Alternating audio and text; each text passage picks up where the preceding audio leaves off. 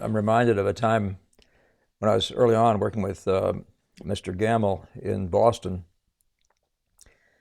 For those of you who don't know, I'm talking about that's R. H. Ives Gamal, and the author of course, a painter, and the author of The Twilight of Painting, Shop Talk of Edgar Degas, the Ang via Amari Duvall, which is an annotation of a bunch of quotes from Amari Duvall's collection of quotes, things that Ang said, and so on. So, and many more books Gamal wrote and essays, some of which you can get from me. So feel free to ask if you ever hear me talking about them. I believe I can get you all those except, and I think you probably can find online The Twilight of Painting, but I'm not sure about that. That might be wrong. All right. But I think Gamal is kind of at least the U.S. guru of, sort of establishing a base for the future of representational painting in the U.S. So let me get back to this point, though. One day, I'm sitting there working on a picture, and Gamal's coming in to have a look. And he starts looking at the windows, looking peculiarly at the windows, and he looks at me and he looks at my work, and he says, "Why don't you have the lights the same way as you had them when I was here last?" And I was sort of stunned, like, what are you talking about? The windows, the window shades. The window shades aren't at the same level as they had been. And it was a thought that had never crossed my mind in whatever 4 or 5 years of painting, whatever, it had never crossed my mind. Controlling your light source. How high is the light? How big is the light? And all that sort of thing. Never mind, where do you stand in relation to the light, and all those basic things that are studio necessities. So one of them comes up with Devan's point here. In my opinion, he says, as an amateur draftsman, one of the biggest obstacles that I face is the risk of a constantly fluctuating point of observation. So you're standing back, let's just say you have a still life, could be a portrait, whatever, but you're in your studio, you're standing back in a particular place. So the view is the same each time, right? And that's your point of observation. And there's always going to be one. You've heard me talk about the Da Vinci conversation about standing at least 3 times the greatest dimension of whatever you're painting to avoid perspective distortions, things that make it look uncomfortable prospectively, whatever it's the subject, whatever the object is you're drawing. And those sorts of things, right? But that can be much more pointed. So sometimes I wonder, he says, if I'm supposed to lock my head in a vise. Well, that's another Da Vincian concept, right? At one point he says something to the effect of fix your head to a tree. I've been saying that for some while, and I looked at it recently, and it must be, it's either he didn't say it or I made it up out of amusement or somebody else did. But he is trying to get you to take a piece of glass and to learn to draw what Moore likes to call perspectively. That's Amy Moore, what perspectively, meaning draw what you see. So in this science of appearances, what we're doing is we have a rectangle, we're looking through this glass, it's called the picture plane. And the shapes all are whatever they are as if you were to trace them on that picture plane, right? But what happens is if you move your head a little bit, all those shapes change just ever so little, and sometimes ever so much. Do you follow? I'll show you more specifically what I mean with some work from one of my students. But in all seriousness, if you don't have a static observation point, this is what he's talking about, it seems to me that all of your proportions can quickly become suspect. Yeah, you'll have 8 different sets of proportions, and you'll be in doubt the whole time you're working. This is, by the way, also, if you wanted to use another Da Vincian type quote, trifles make perfection, and perfection is no trifle. That little things you do in the studio can eat your lunch. Little routines you have, or little things you've never heard of, like stand in the same place. Look from precisely the same location. I'm going to show you how to do that, and so on. But that's a big deal. And in Benson giving advice to his daughter, is also saying to her how crucial it is that your behaviors in the studio are not self-defeating. So all these are self-defeating things. If you stand in 3 different places, you're drawing 3 different images. So you might get some sort of generic thing, but what it is not going to be useful for the training of the eye, because whatever the heck that is, it can't be corrected. if a teacher comes into the room, he will be able to easily tell whether you know even how to stand in one place or whether you're leaning this way or leaning that way, because you'll have one kind of alignment of certain objects from one little 4 inches over, because your leg got tired that day and you're resting on the other leg and looking, and you'll have a different set of alignments. Just things lining up plumb with each other. They won't line up the same way if you move. They'll change a little bit, right? So this is very straightforward stuff but he's, as he says, an amateur draftsman. So this is important stuff for you guys who haven't walked your way through this before. And I really don't want this to become this thing that's all about some exotic pie in the sky, brilliant guys get to talk together. It's about every little thing counting. So even if all you have heard this before, and this, the guys who are more experienced have heard it before, you need to hear it with greater clarity and with greater focus and with a sense of, if you want to say that, of urgency, because it will affect you. And it will affect your confidence. If you are working in two different spots, you'll think you're getting shapes and you'll see they're really not right, but they seem to be right when you did them and all that sort of thing, right? So, but in all seriousness, if you don't have a static observation point, it seems to me that all your proportions can quickly become suspect. So he's talking proportions, but you have to be talking angles too, as I just mentioned. So all this being said, my entire statement could expose a fundamental misunderstanding of what exactly you mean by proportions and how those are translated to the page and canvas. Yeah, so let's leave that last point as being something else. But the point is that the larger point is that your viewing point will affect proportions in the canvas.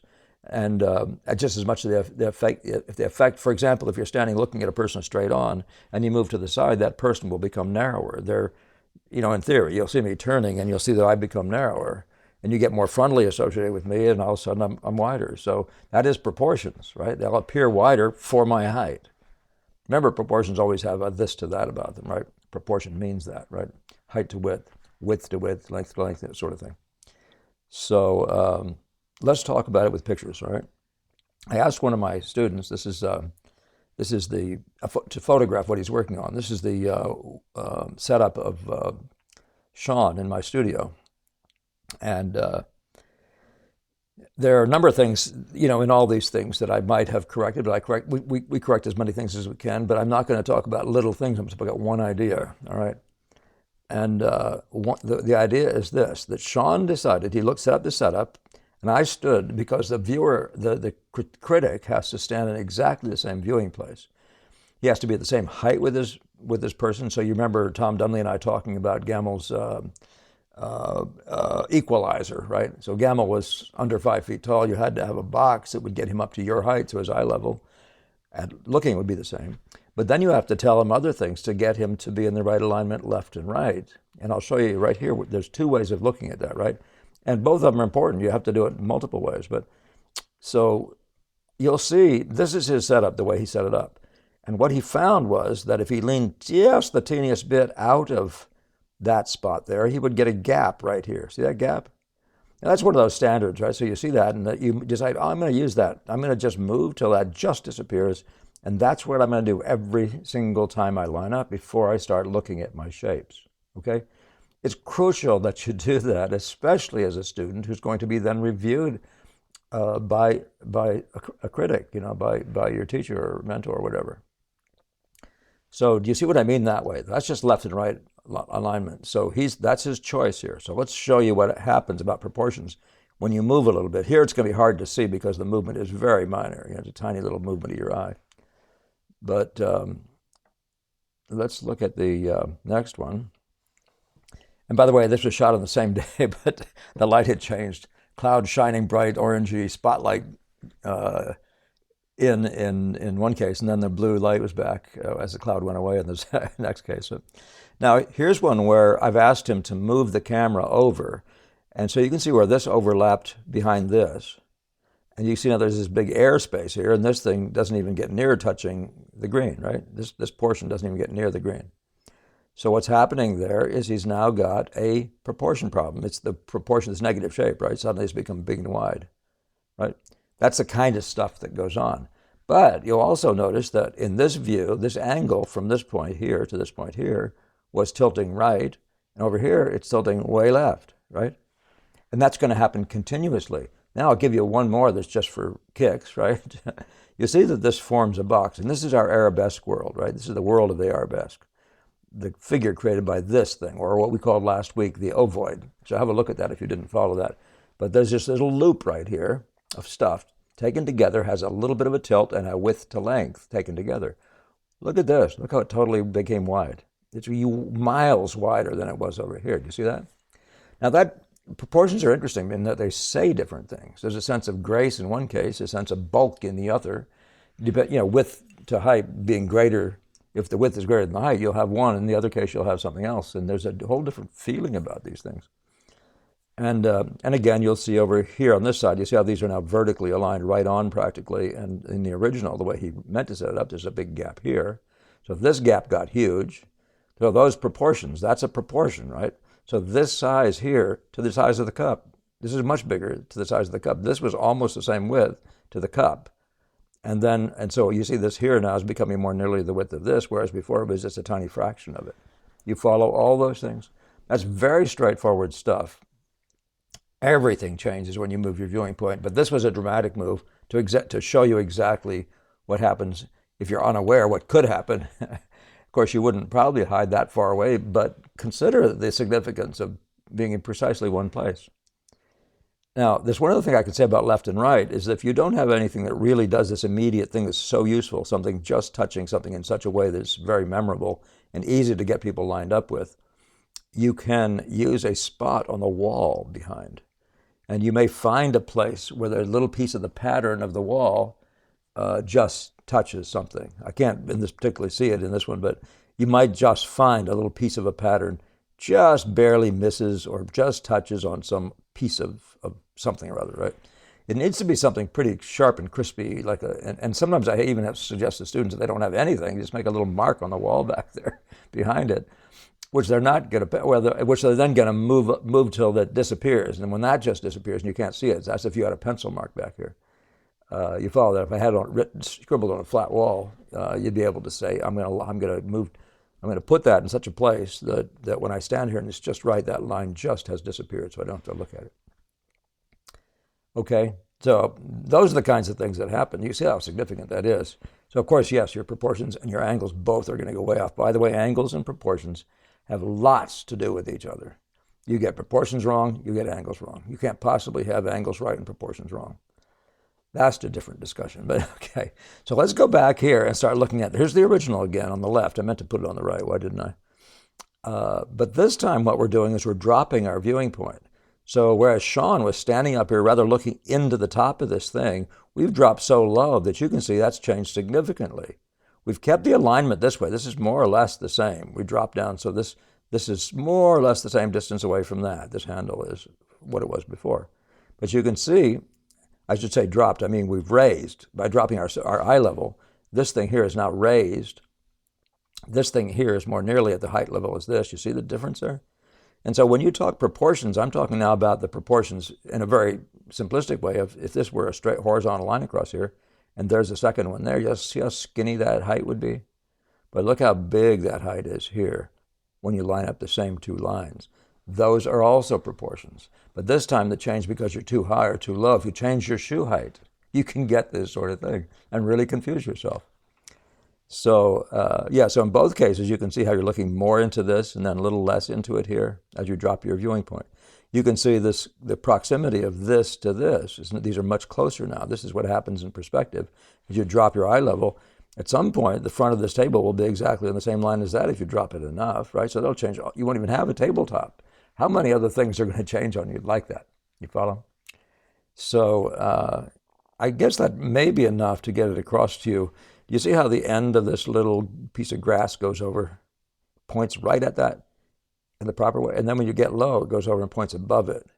Now, if you think you want to be frustrated and confused, you get that problem with models moving, and you're stuck with it. You have to figure out how to work with the living model in such a way that you can see her when she gets back into the pose. You can use that up and try to memorize the figure. Try to adjust the figure, but in here you're fortunate you don't have the luxury of adjusting the figure. The thing is set. Now you get this opportunity to just work on yourself and your own skills at making and putting yourself at eye level. So yeah, so you can see many, many things. You should study these two, but there are many, many things that then change. You see how this distance from here to here is now a much greater proportion of this than it was, right? This becomes almost half of this, whereas before it was less than half. Or I should say this becomes more than half of this, and here it's less than half, getting only down to about there. This distance, half of this total distance, right? So, and this is what's going to happen continuously. But angles are also going to change. If you drop your viewing distance, this angle is going to become less steep. That's perspective talk. This angle here is going to become less steep. That's going to change. And that's going to happen with virtually every point in this thing. It'll be a major point angle reconfiguration. So, and then of course the various proportions, pure and simple, so which we've already talked about, I think. So, okay. So let's just talk about this again with a diagram in front of us. I'm putting you in, shall we say, my studio, nice big window, light coming down, hitting all your stuff over here. The easel's not important at this point, but I'm showing you roughly how you set it up so there's nice light on your easel and all that sort of thing. But your job, you're standing here, and you need to get back in such and such a place, and you probably better put tape down on the floor. You want to put yourself at the right distance back, so you're the same distance back every time. Basic studio discipline. Put yourself the same. But how many people remember to put themselves at the same placement this way, precisely every time? So everything we've said to you before is you've got to get back. Let's go to the other one. You've got to get back at the right distance, and then you've got to make sure, let's go to the first one rather, then you've got to make sure that this thing happens, that this here does not show it, that you lean over until it just disappears. And that's the minute you start looking. And don't ever look at your shapes, your patterns, the proportions, gesture, configurations, the form of things, unless that's actually happening. By the way, you'll see that the handle here is much more air in the handle, much less air in this, depending on how much you moved. Even in this little one here, you can see more air. Just that little bit of a move is making more gap in here. So each of these things is changing. Even this shape here will be changing on you. You see how this one is sweeping out in a more curvy way, and this one goes out, and then it starts straightening in a different way. Every shape is changing on you in just that little movement between those. So what I'm now saying is just simply when you look at that, when you look at this spot here, you're looking at whatever it is, those two bottles line up, and you're making sure you're looking up to exactly where they line up, and then study your world. Keep yourself, that's fixing your head to the tree, right? You're now fixing your head, but you're just using your eye to do it. Okay? I think that covers the territory. I wonder if there's anything else I can say. Remember, nothing I'm telling you is about how you have to use this easel. If you happen to be drawing a small drawing, you could have this easel way up here. It has nothing to do with making sure you align right. But if you want to have the same configurations of shapes and the same proportions and angles, you do have to be standing at exactly the same viewing point each time. So, Mr. Amateur, as you call yourself, I'll check one more time at your questions, but Devan, I appreciate that question. And in a sense, I want you to understand, guys, that there's nothing too simple that doesn't need to be addressed. Your behaviors in the studio, there are issues like this that you may never have heard of. Just the idea of making sure you have enough light on your objects, or your window light is at the same proximity that it was before, that it's as elevated as it was. Get your shades up to the same height every single time. Have the amount of light the same every single time. Never underestimate that. Understand every little thing about your tools, about your environment, because you got to control it, or you got to control what you can, because this is a hard enough job. Probably that's the best way to put it. All right, let's leave it at that. Devan, really appreciate the question. Oh, I'm sorry, I wanted to take one last look at this. All this being said, my entire statement could expose a fundamental misunderstanding of what exactly you mean by proportions. I hope that helps you with what I'm talking about by proportions. When you're just drawing objects, it's very easy to think of what is the proportion of this thing. But that's not even the beginning. The beginning is, what's the proportion of any abstraction? Remember, we talked about ovoids. This thing here, this abstraction here, has a proportion. This little unit here has its own width to length. And that changes if it gets extended. If that length gets extended and the widths don't change, that will change. The tilt of that will change. All these placements are affecting things like that. But if you're just talking proportions, every time you move, for example, this width to this has gotten greater. Well, this height probably hasn't changed.